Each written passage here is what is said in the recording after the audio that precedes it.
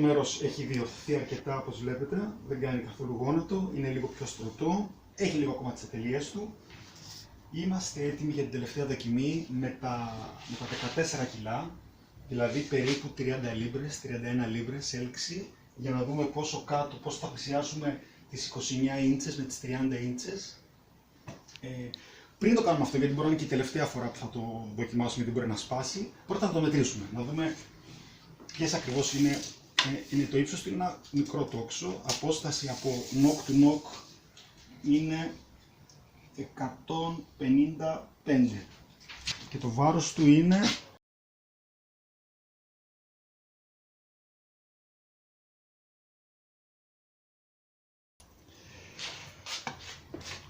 πάρα πολύ ελαφρύ. Αυτό το οποίο έχει ενδιαφέρον είναι ότι χωρίς να το έχω αλλάξει τη χορδή από τις δοκιμασίες που το κάνω αυτές τις μέρες, βλέπετε, έχει έρθει, δεν χρειάζεται να κοντίνω τη χορδή, έχει πάρει ήδη το τόξο λίγο, πλαστικά έχει παραμορφωθεί.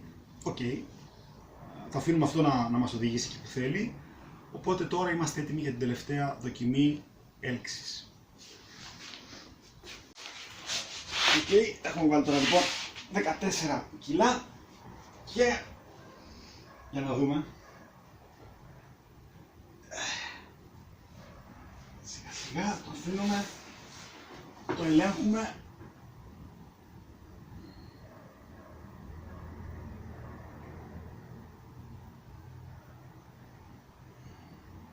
Να το βάλω λίγο πιο στο κέντρο. Εντάξει.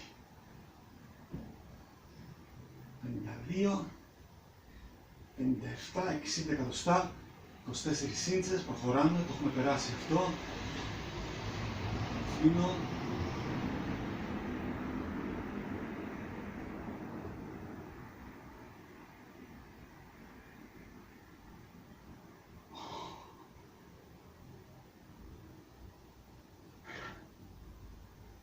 Φτάσαμε στις 30 ίντσες.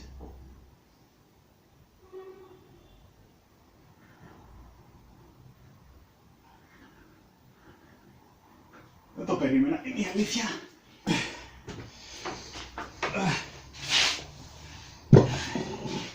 Η αλήθεια είναι φοβάμαι να το αφήσω. Άκουσα διάφορα κρίτσι να γίνονται, ίσως ακόμα δεν είναι έτοιμο. Αλλά έφτασε στο 30. Δεν μεγάλωσε αυτό πολύ. Νομίζω ότι με λίγο γυμναστική θα φτάσει. Είμαι πάρα πολύ χαρούμενος που δεν έσπασε ακόμα.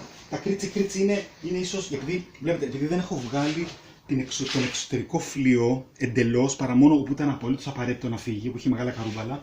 Αυτός ο εξωτερικός φλοιός λειτουργεί σαν backing. Λειτουργεί δηλαδή σαν αυτό που βάζουν πολλές φορές επίτηδες για να το προστατέψει από το σπάσιμο. Οπότε, επειδή είναι αρκετά παλιό αυτό το τόξο, είναι το ξύλο, το κλαδί κομμένο πέρυσι, ίσως τα μικρά κρίτς που ακούω όταν είμαι εκεί να είναι ο εξωτερικός φλοιός που πλέον έχει ξεραθεί, που να κάνει μικρούς θορύβους σε αυτή την ακραία κατάσταση. Αλλά είμαστε καλά. Θα το περιποιηθώ, θα το φτιάξω, θα καλύψω εδώ τις χαρακιές και όλο αυτό τα μαυρίσματα που έχει και μετά θα το ξαναδούμε πάλι.